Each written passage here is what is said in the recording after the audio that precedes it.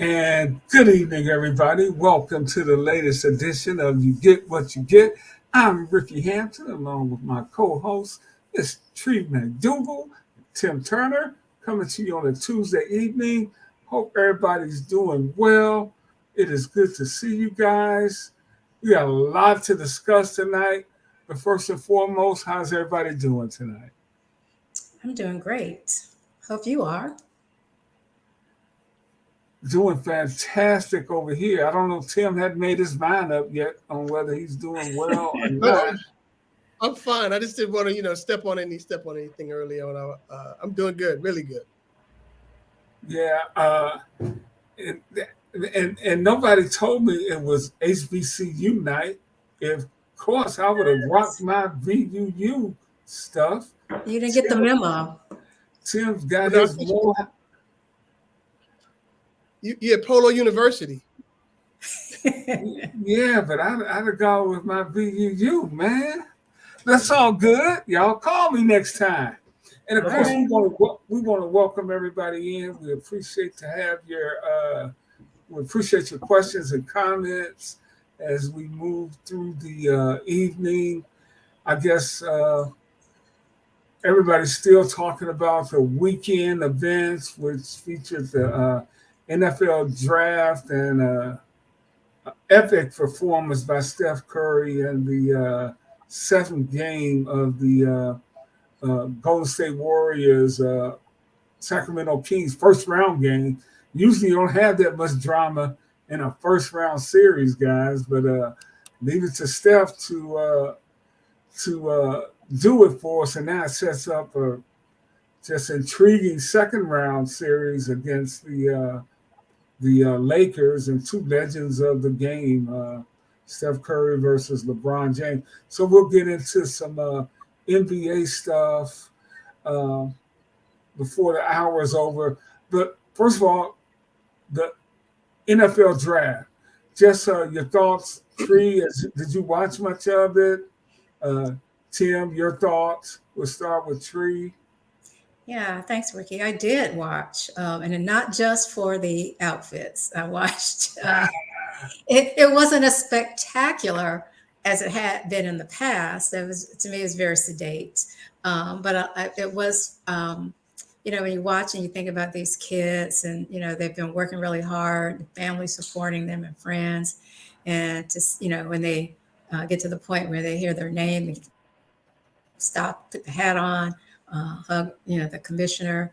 It's just really good just seeing those, and it really makes me excited to watch football this year to see how these new players will perform. Hey, Tim, 11.9 million people watch the NFL draft. All-time high.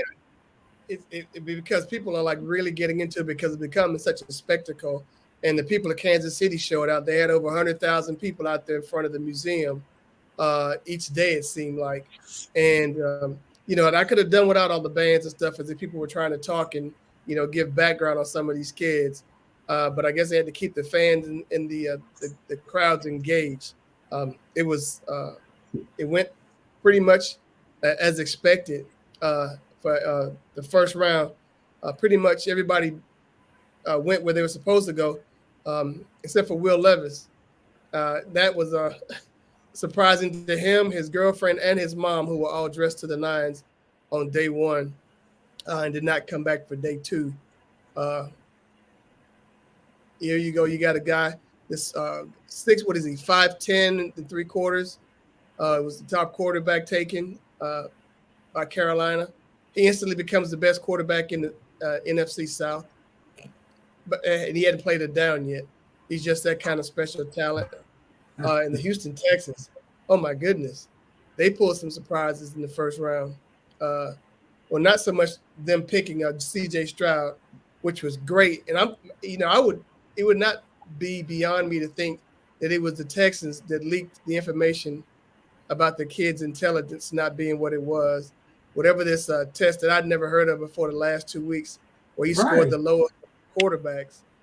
I wouldn't be surprised if it was him, if it was them, because they wanted him, that they kind of muddied up his rep and his intelligence. Then they pulled off the biggie by going out and getting Will Anderson of Alabama, which was just incredible for them to get those two guys. So they have their best defensive player, best offensive player out of this draft. So congratulations to Houston. I'm really excited about the Panthers now, and I can't think of a time I've been excited about the Panthers. They cover them a lot here where I live, and I always thought, well, surely they'd be showing a lot more Atlanta games, Falcons games, but they really are really into the Panthers here locally in Savannah. So I find that interesting. Yes, but I guess you're part of that territory. Mm-hmm. No, I'm sorry. Yeah, I guess you're part of that territory. I would think down there you probably get them, and you get a lot of Jacksonville games. Yeah. Yeah. I think so. Yeah, absolutely.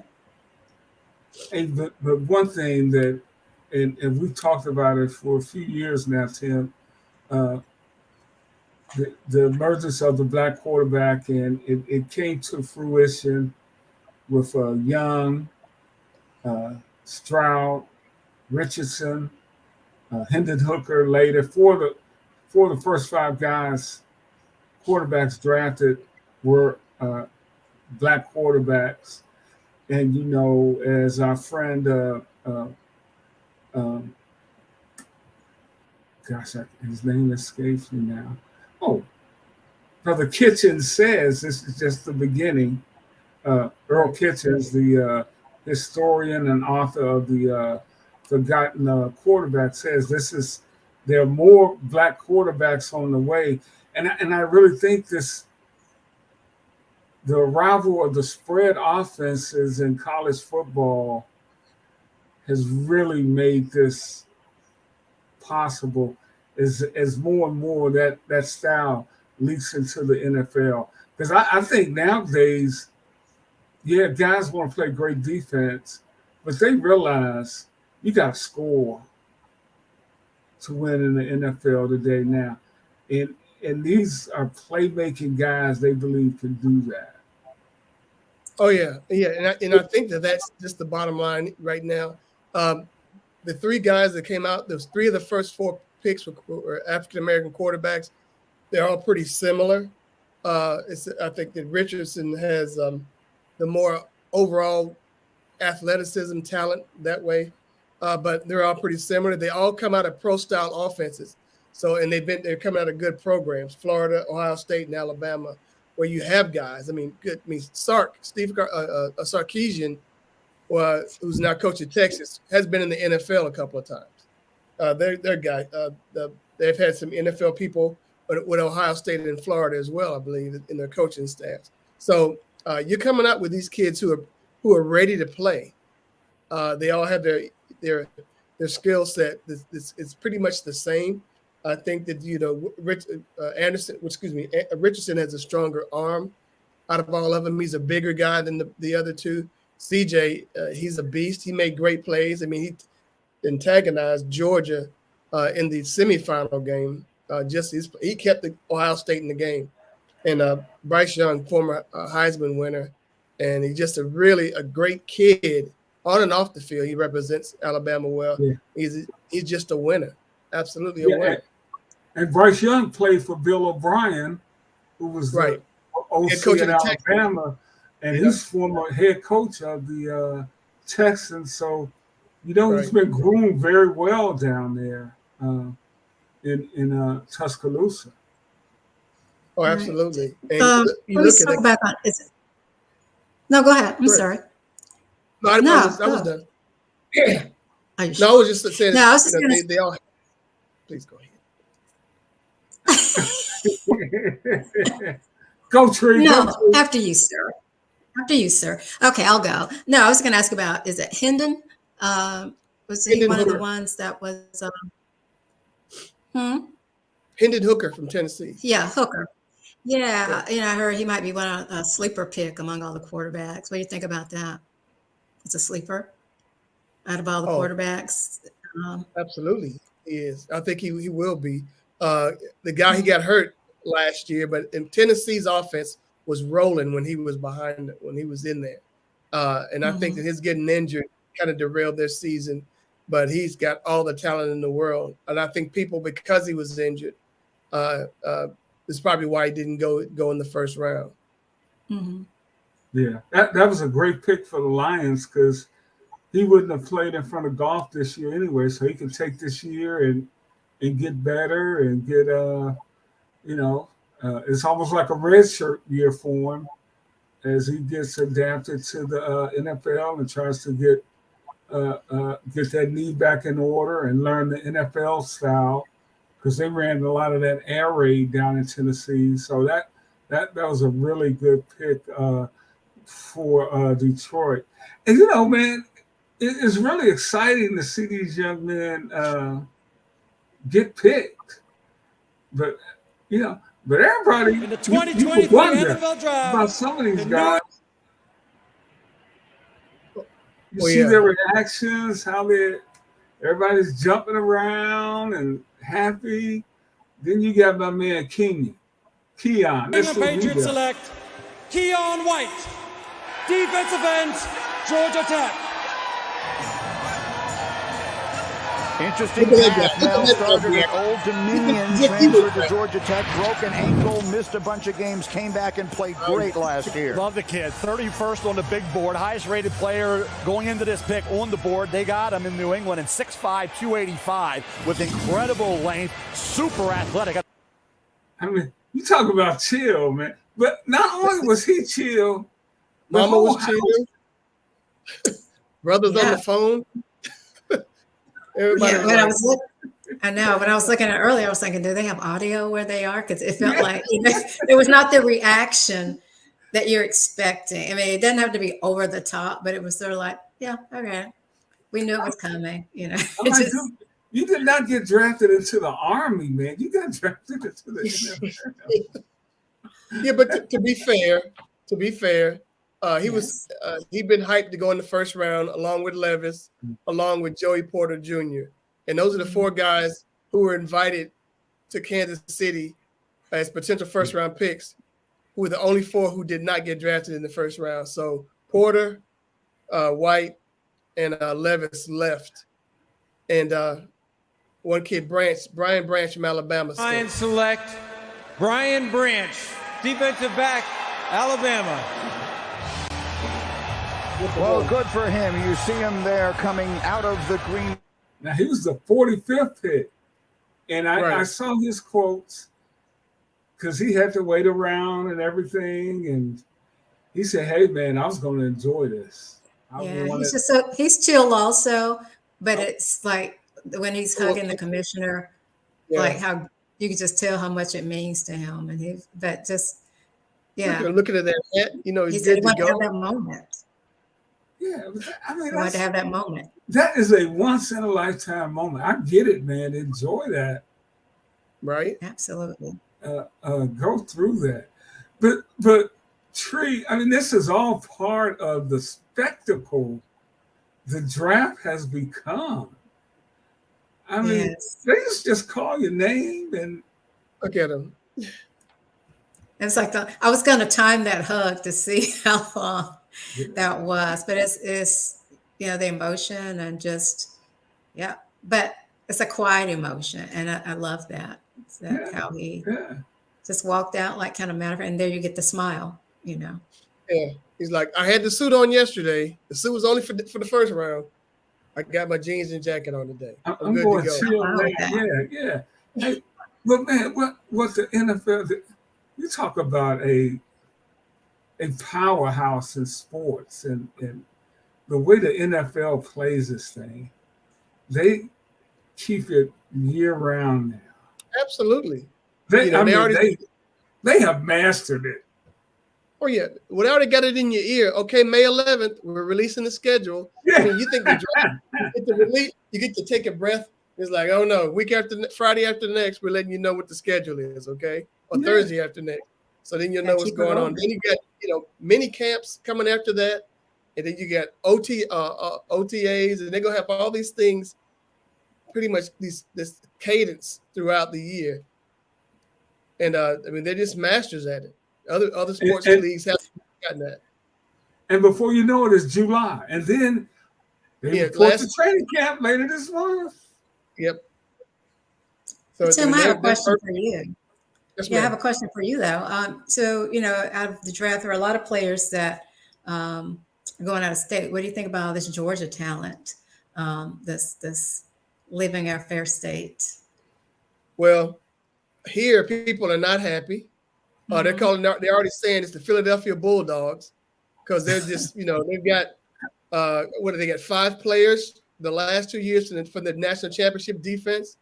They had a guy, Jalen Carter, sitting there number 8, and they said, nope, we're going to go get a running back, which is a great pick, an outstanding pick for the Falcons. But at the same time, in the 52-year history of the Atlanta Falcons, they have not taken a Georgia player in either the first or second round. Really? Really. So that's why people here. I don't know what it's about, but it took until the last 2 rounds before they even picked a Southeastern Conference player. They got an offensive guard, I believe, from South Carolina, and another kid from another SEC school. I can't remember what it is, but yeah, they. That's the way I felt when they picked this guy that was a defensive end, Tack McKinney, I think his name was, who's no longer he might no longer be in the league. They took him over Todd Gurley, who was a generational player at that time. And he went on to have really 3 great years with the Rams. And then they had a chance to get Nick Chubb with the next pick. Didn't do it. So it's like, I don't know what it is, but they don't like homegrown people for some reason. That is funny. I would have never guessed that. In the 52-year history of this franchise, nobody in the first round, nobody in the second round. So, yeah. But a lot of folks are up. Oh, yeah, they are. And that's why they're all in on Philadelphia. They say only people left in Georgia is Kirby Smart and Uga, is what I heard. So, and then also the defensive coordinator for Georgia interviewed for the DC job in Philly in the offseason because their DC went to was it Phoenix or Indianapolis? One of their assistants went to one of those places. Well, both they lost offensive coordinators, but the defensive coordinator for Georgia interviewed there. So, hey, were you guys surprised with Jalen Carter, who most people figured was the number 1 overall pick outside of a quarterback needy team? I mean, even though he went, what was it, 10? That's really he went 9 to Philly. They 9 to Philly. I think Philly traded to get him before Chicago got him. Were you surprised that some teams passed on? Because Seattle could have easily taken him at 5. Detroit could have easily taken him at 6. And there were a couple of other teams that needed. I mean, you always need a player of that caliber. But the whole thing with the car accident, and do you think that was a big impact? It's kind of hard to determine what's happening, what they're thinking behind the scenes. We're not privy to that information. So, I mean, it could have been. I don't know enough about his background outside of that accident. I don't know. What do you think, Tim? If they're like me, those other teams are like me. It's like your only job now is to play football, and we're giving you a trailer full of cash. And if you've already shown that you're having some character issues already, and it's the head coach said all the right things. Kirby Smart talks about how and all of his teammates who've been drafted saying he's a great guy, great guy, great guy. Kirby says he never had a problem with him. You see this. You see he comes to the combine looking like he's eating nothing but donuts and drunk syrup because he was out of shape and couldn't finish the drills, and those are red flags. I mean, and those you got a kid, it's your first round pick, and you don't want to get up there, and miss on the first round. But do you think that even out of all he had been dealing with, maybe lost a little bit of focus, diet wise and working out wise. I don't know, but that could account for it. But if they're saying he's a good kid, he's a kid. Kids make mistakes. Sometimes they're the worst mistakes. But yeah, I don't know. Yeah, well, I believe. Yeah, I think you're right on that. It's like the same. I have a strict no knucklehead policy, which is why my teams will never win, because all the teams that win have a couple of knuckleheads on their squad. If somebody's gonna get in trouble, somebody goes into the echo of the whistle, has a little bit of an edge to them, and you can't have all choir boys on your football team. It just doesn't happen. I mean, you look at some of the teams that won Super Bowls, and just about all of them have somebody that got some dog in them. And Carter seems like a guy that is that kind of guy. But you wonder to what extent now that it's his job, nothing to do but play football. How is he going to respond to that? How is he going to respond to the pressures of being in the NFL? I look at another guy who may have tumbled because of his off the field antics. Is in the 4th round pick by the Los Angeles Rams at quarterback Stetson Bennett as well. Yeah. He had some issues off the field after the season. Mm-hmm. And I mean, I could have seen him going in the 2nd round had he been, because he won the national championships, and he's about the same size as Young, and he's probably has a better arm, but you can't, you don't know what these guys are looking at or what their intel has gotten when they go behind, because everybody has had like these extensive background checks to make sure that they're getting the guy, who we see. So you just never know. They will never tell us what happened, and and that's their point. Well, Tim, I love some of the notes that you sent us today, and 62 players selected from the SEC.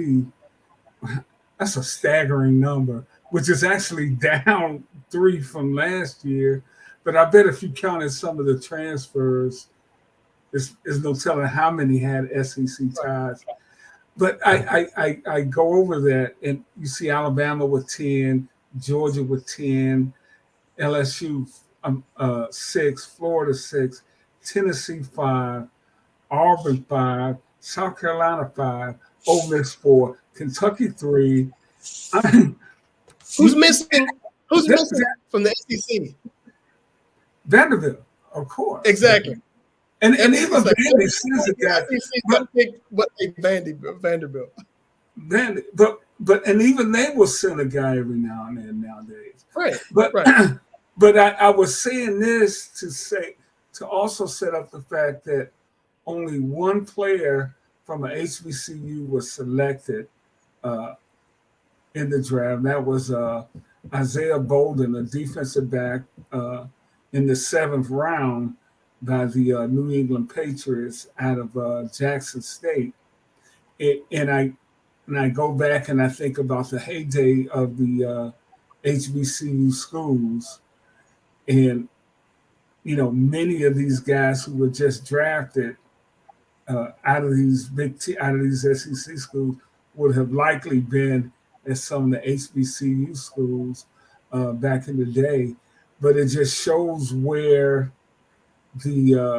where integration has taken us in terms of HBCU athletics. And Deion Sanders was upset. He said, I got 3 guys on my team that should have been drafted. Doug Williams was upset. He was stunned. Tree, they had the HBCU combine. Well, I think they invited 200 guys, and nobody was drafted. But I'm going to be honest. I think that nobody saw anybody they wanted to draft. They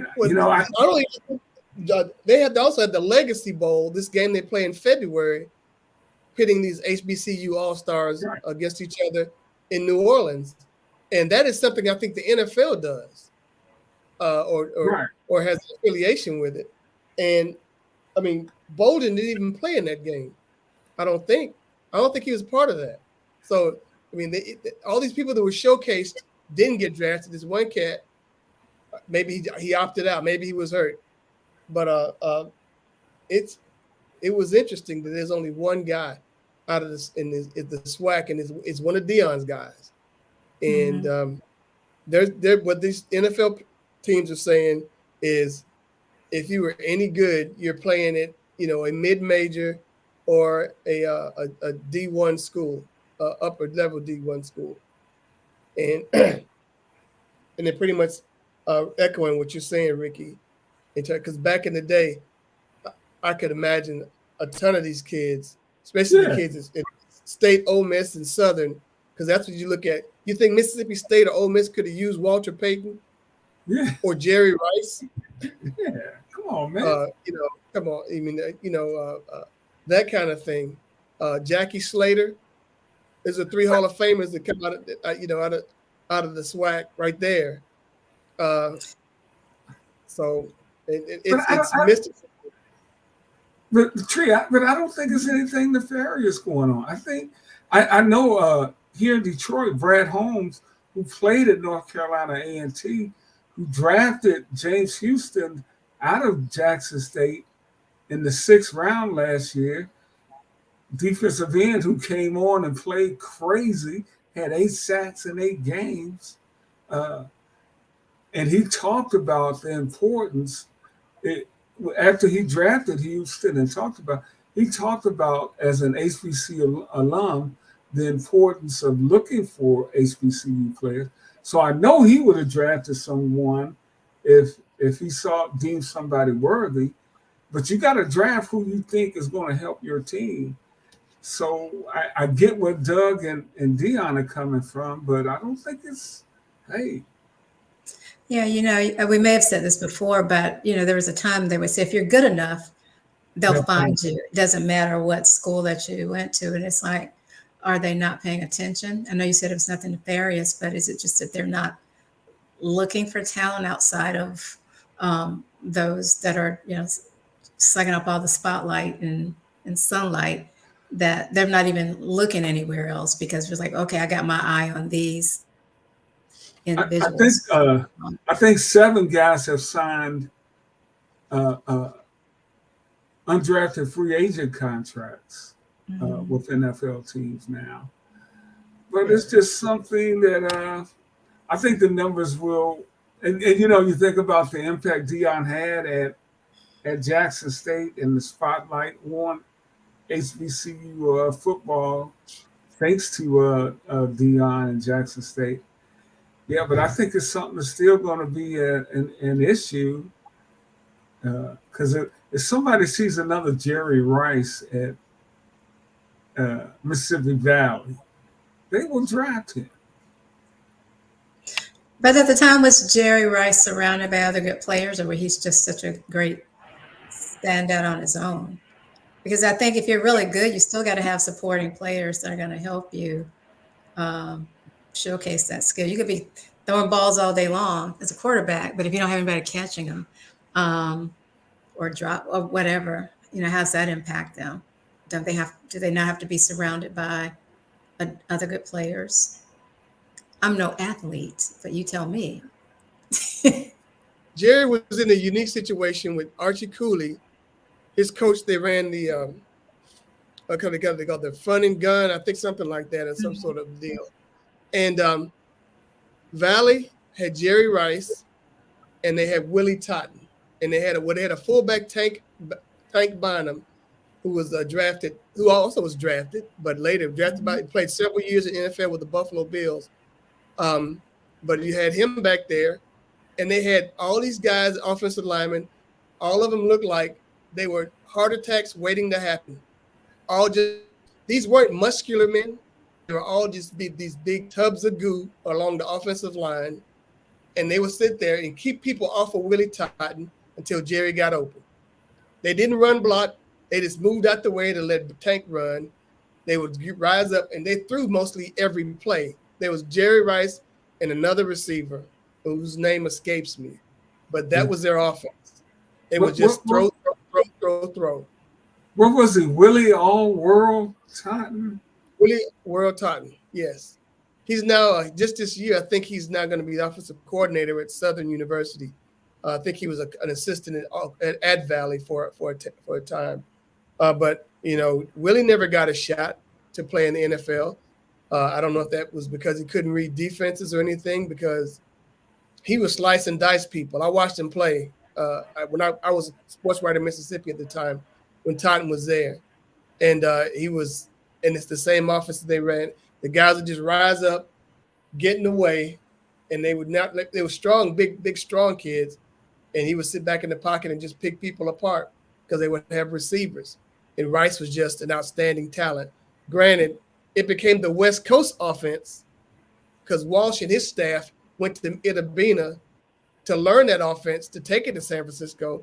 So Archie does not get credit for that offense. When you hear the West Coast offense, that's the Mississippi Valley State's offense. That's what it is. Tim, and Willie Totten threw 139 career touchdown passes. Right. And threw for 12,000 yards, including 4,500 in 1984. And think about it, back then, most 84 was the 84 season was Jerry Rice's last season at Valley. I came to Jackson in 85 during the NFL draft. Yeah. And when he got drafted in the first round by the 49ers, I missed seeing Rice play. That 84 was because of Jerry Rice. Yeah, he 12,000 yards passed. And back then, the 80s, it was still a lot of wing T, wishbone.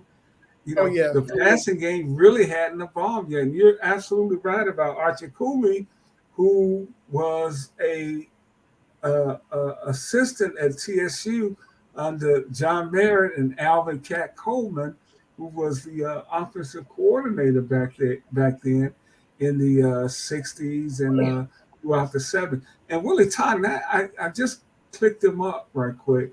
It is good to know he's in the College Football Hall of Fame now. I did not realize it. Yeah, he went in 2005. Hey, Ricky, I want to ask you a question of something that you mentioned earlier. You were saying when Dion came to went to Jackson, there's a lot of focus and spotlight on HBCUs, and now that he's gone, do you feel like all the spotlight has fallen off because you don't really hear a lot about it? Yeah, I don't think it can't help but not to fall off because now the focus is in Boulder. That Colorado spring game had 47,000 people there, and nobody's going to replace the charisma Dion brought, the spotlight he brought, but. In order for HBCUs, it's going to have to be a financial commitment to upgrading the program. But Jackson State draws well anyway. Tim can probably talk more about that. Even when they were losing, before Dion got there, they were still drawing people. Yeah. But the Dion effect, my goodness, the new practice facility at Jackson State. Yeah. All the upgrades at Jackson State, people who begrudge him leaving and going to Colorado are ungrateful, ingrates, because he has done so much for the city of Jackson and Jackson State that the alumni and other folks who sit on their wallets and they hadn't put a dime into the program have not done anything but sit back and complain. He did what he was going to do, and he never did say, "I'm a lifer in Jackson." There are people who live in Jackson who won't say they're lifers in Jackson. So he's waiting for a better opportunity there in Colorado. And Colorado has been. Can't fault him for that. Pardon me? I said, you can't fault him for that. No, not at all. He's got a great opportunity there. Looks like to me early on, because I'm not there, looks like he's fumbling it. When you got like something like 60, 70 kids or something going out in the transfer portal. You have 20 scholarship players right now on your team, and it's going to be a rebuild from the ground up this year. That to me is and I think it's in the Pac. They're in the Pac-12, right? Or the Pac, whatever they're going to be with UCLA and SC moving to the Big Ten. He's gonna have his work cut out for him. Maybe he wanted it that way. Yeah, maybe so. But but you know what, man? It is so much movement in college football. It's so many guys out there. I'm trying to find I think it's like 2,500 guys available in the portal at this time. That is stunning.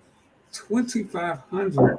That's just football, and basketball is probably pretty similar. I'm trying to find exactly what the numbers were.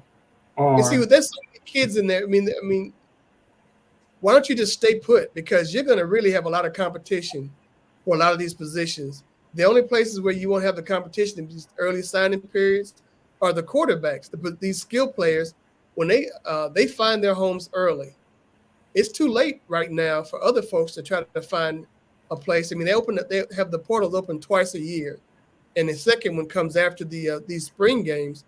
And most of the folks are pretty much set at their skill position. It's the other folks who are going to be fighting for positions, and that's a lot of competition.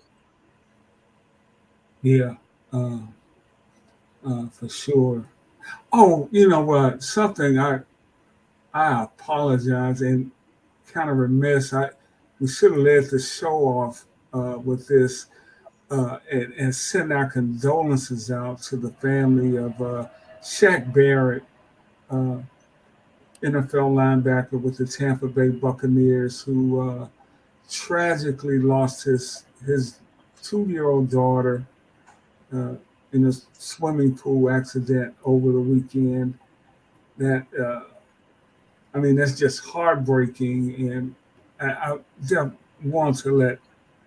just wanted to mention him and his family and let him know that he's in our thoughts and prayers going forward. You figure it's an accident, but I just can't imagine how it would be, because the police have to do their work, and they're going to get up there and question the parents and the whole 9 yards and as to what happened, and it seems as if it's like they look at them initially as being suspects, and it was an accident, and you're dealing with you're grieving the loss of your child, but at the same time, the authorities are looking at you first as how this could have happened. And I think about that all the time when I see pools without any kind of fencing around them or uncovered or that kind of thing. That just you turn your head for a second and your kid's gone somewhere. And I'm imagining that's what happened. So there, it is heart-rending. Yeah, it's a tragedy, for not only the immediate family, but their entire family. And so, I can't imagine that pain, and perhaps even guilt, because if they didn't react fast enough, it's a lot of what shoulds. If we'd only done this, I don't want to play the speculation game, but just you just know that it's a heartbreaking situation for the entire family. Absolutely. Yeah, I just wanted to acknowledge that. And speaking of that, I want to go one more. RIP. Just thought about this gentleman. I'm gonna just throw this up here right quick. We all know that human beings can't fly, but Ralph Boston sure came close. The man who was known as Hawkeye Boston soared to a combined 6 world records during his legendary collegiate career. As a junior at Tennessee State in 1960, he won the NCAA title in the long jump and spent that summer winning gold in the event at the Olympic Games. A year later, he became the first person to break the 27-feet barrier in the long jump. Boston was so dominant, in fact, he nearly claimed the NAIA team championships for the Tigers all by himself during his senior season, as he scored 47 points in 5 individual events. Welcome to the Hall of Fame, from Tennessee State, Ralph Boston. Now, the gentleman in the hat, he looked familiar. I don't know who the gentleman in the hat is, but I wanted to stop. Jesse Owens. You know what? I'm sure that's who it was, Jesse Owens. Jesse Owens. So I'm like, okay. Think about Ralph Boston won the gold, silver, and bronze in consecutive years. I think he did it backwards.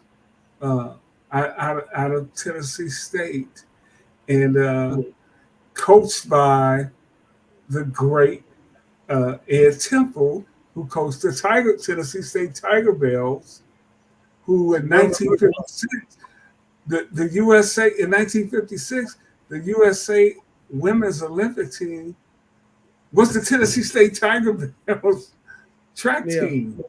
That's how dominant they were, and we lost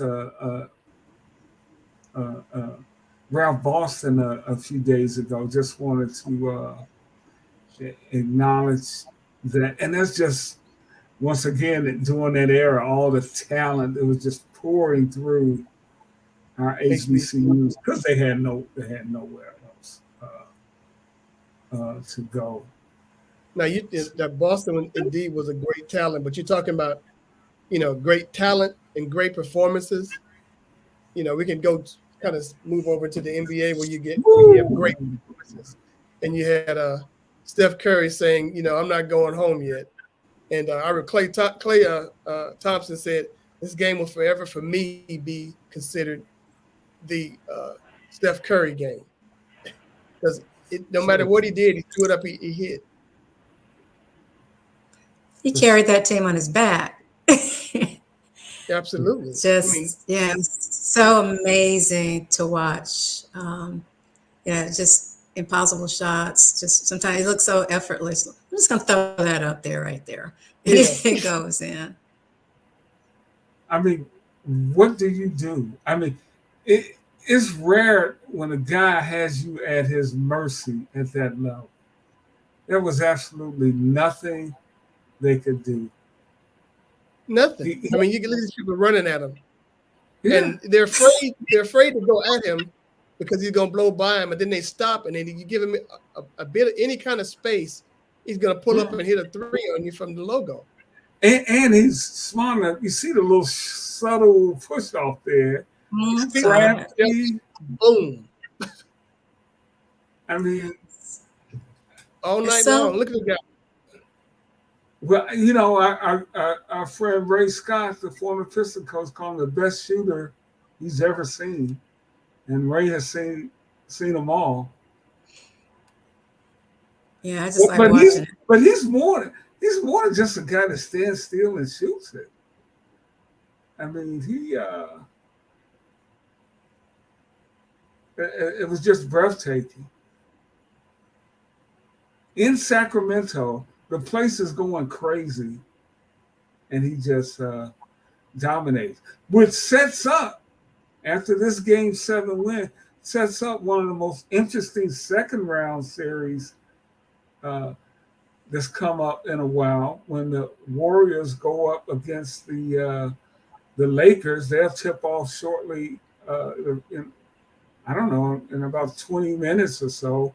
Your thoughts, first of all, on what you saw over the weekend with Steph, Tree, and how do you like the next series against the Lakers?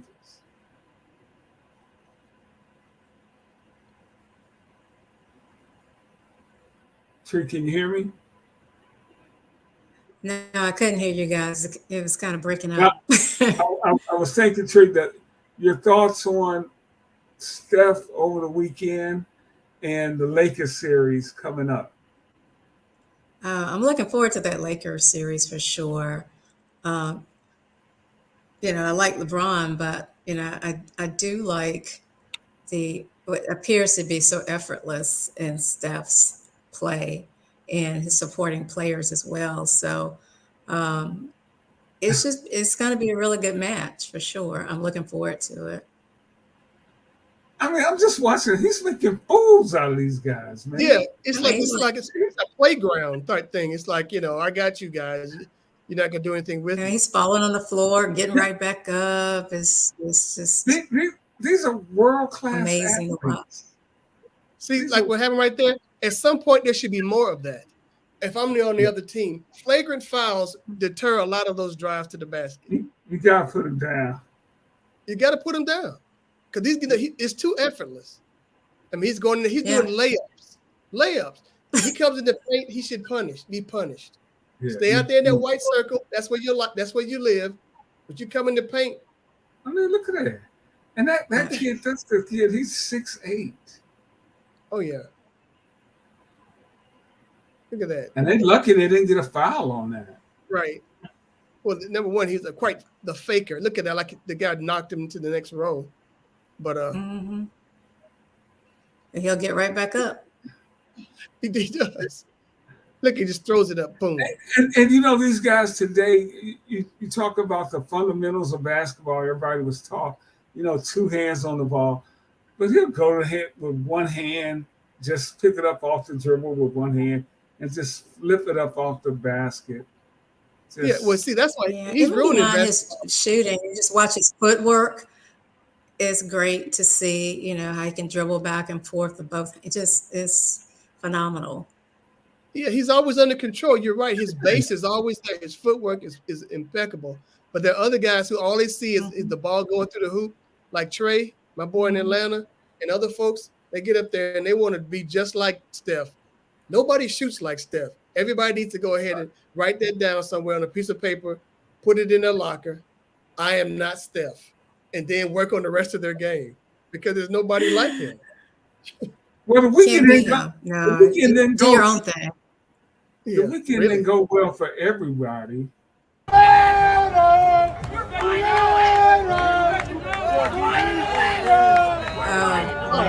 Dylan Brooks.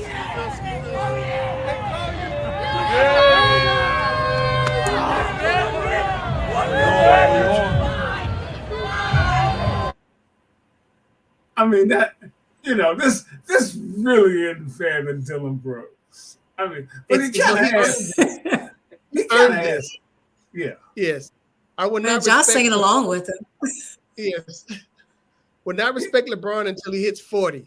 He had 20 points, 20 rebounds in one game. And then the closeout game, the Lakers beat Memphis by 40. So he got his 40.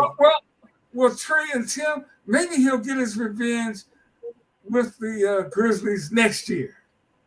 He will not. The Grizzlies said today, under no circumstance is he coming back. They had their closeout meeting today, and they both said they both need a fresh start. So, Mr. Brooks, this is, he won't get revenge that way. All I got out of that was a fresh start. Exactly. I think I'm having some connectivity issues. So under no circumstance, so everybody has the flu. We only got 4 guys. Dylan, can you play with us? Under no circumstances. The team said under no circumstances will he return. They said that today. So, yeah, he got his feelings hurt. I just noticed it said his long walk of shame. I just noticed that across the. I mean, the camera just stayed right on him. We didn't see Josh singing hey, goodbye. He was also in a clip. Ja Morant, he came out in his exit interview saying, I think my off-court distractions may have hurt the team. Oh, really? Really? Yeah. That is the most immature professional team I've ever seen. Right. You're right. Yeah. It was like that nobody had control. The coach only had control between the lines. And after that, people tried to tell him how to tighten up. What was the guy from Australia that's on their team? He was out most of the year. Steven Adams.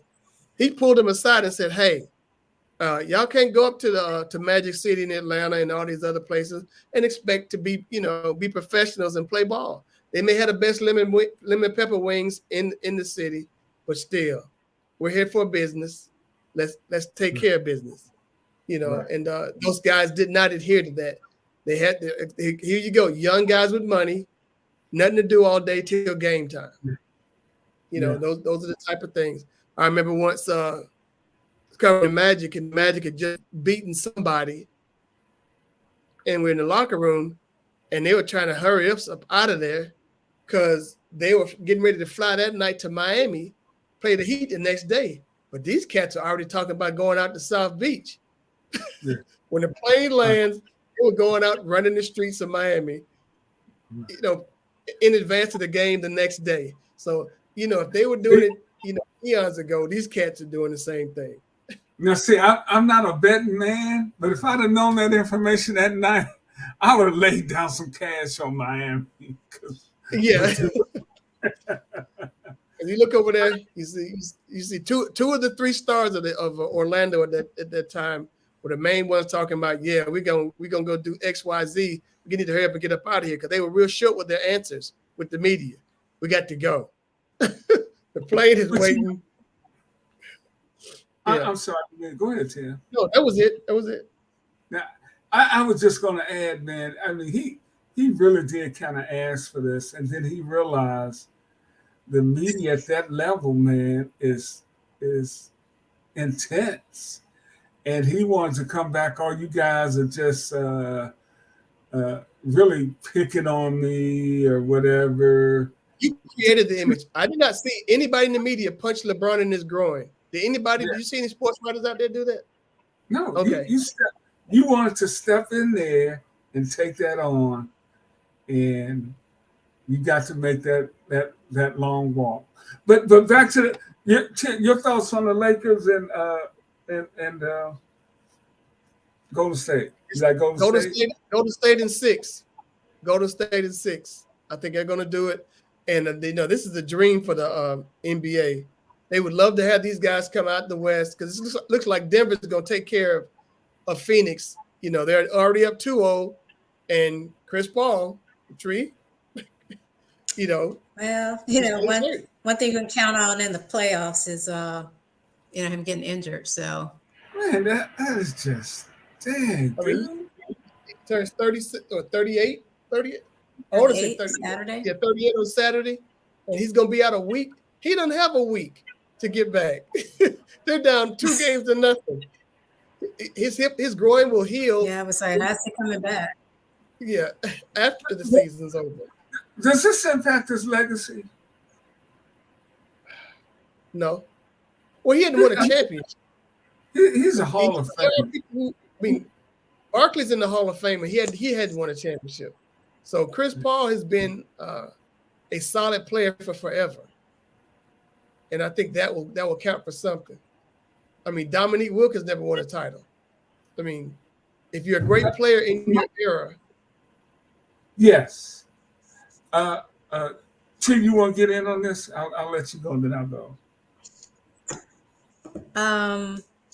No, I think that, I hate that he's injured. But at the same time, want to be better. But yeah, I don't know what to say about that. I don't have anything more to add. Well, I mean, because it's perplexing. Because if a guy gets injured, the same thing with Zion. I mean, you get hurt, I look at Anthony Davis, dude. It's hard for him to keep his balance, man. To be such a great athlete, he's one of the clumsiest guys you ever meet. But with Chris, I mean, his timing has been so bad in the later stages of his career with the injuries. And instead of State Farm commercials, he should have been doing Aflac commercials. I knew you were going to say that. I like him. I like Chris Paul. Wise guys like Tim. And Chris is a Winston-Salem native. Mm-hmm. That's what I'm like. I like him. So I think that, like I said, anytime anybody gets injured is unfortunate. He keeps having these injuries. What's that speak to his, continued ability to play? Hopefully he'll get healthy. Unless you're talking about his age, Tim, but surely you're not. I am talking about age now because it seems like he's getting more and more injured in the late part of the season when everybody's bodies are just really broken down. Everybody out there right now is hurt. So it's some level of pain tolerance is being administered to, and it seems like his legs are giving problems. Because what was it? What was it? Houston? Was Houston Tree when he got injured before? They were on the way to the finals. Yeah, they were up on Golden State 3-2, I think, and he got injured there, and they were going. Golden State was not going to win that series if Chris Paul stayed healthy. Yeah, that was the Rockets were going to advance. Golden State was cooked, so that was a different thing. But you made me think of this meme about him being out in Zion Williams, and there was a meme that said a woman said, "I want a man that don't play no games," and there's a picture of Zion Williams came up because he don't play any games. You sent me and I had to think about that before. Oh, yeah, I got it. Yeah. So it's like him and Kawhi and all these other cats, this load management stuff, and these guys still get hurt. It's really crazy. It's really hard to understand how that happens. Hey, we just got a couple more. I'm going to the Knicks are up by 6 over the Heat. The Heat were up by 6 like 3 minutes ago. So the Knicks may be getting ready to square this series up. No Jimmy Butler tonight. Because if Jimmy was there, he'd have probably closed that thing out for him. And speaking, he has been just brilliant himself. And as great as he's been, Steph has overshadowed him to an extent. Oh, absolutely. Jimmy has been the guy. I mean, for all they have, Adebayo, they have Lowry, they have some other Robinson is now starting to come on, and I just have been surprised at just how great he's been in the playoffs because Jimmy's had a lot of injuries this year, and I think tonight was more of a situation is. This is a game 2 of a it could go 7, and they're probably just trying to protect him for the rest of the series. Yeah, and they've already won 1 game in New York. That's all you could hope was a split at the first 2 games. Absolutely, they got that, and they're playing without Tyler Hero and Victor Oladipo, who suffered another just terrible knee injury. So. I tell you, it was pretty cool to see the Garden loud like that the other day. Yeah, it's been a while since we seen that. But, I think Tree is back. Tree, you back? She's on backstage. She said. Yep, we got you. I am back. You're back. Backstage. You're back just in time to say goodbye. Just in time for what, Ricky? Just in time to say goodbye. We have reached that. Oh, yes. Thanks. That magic. Can I do the Carol Burnett thing? Yeah. Right. Yeah. I don't know what's happening on my end, but I was listening. I got kicked out. But it's been great for this evening. And as always, I want to thank you. Let me hang out with you guys. Oh, we want to thank you, darling, for sure. And we're going to do it again next Tuesday. And look, the Knicks are up 7, so it looks like they're going to even this series up. Only 47 seconds left. So we'll leave it at that and get on out of here. Check out the Lakers in Golden State. Yep. I'm Rick Hampton. I want to thank everybody for tuning in. Tim Turner, Freak McDougal. Peace, everybody. Be kind, everybody.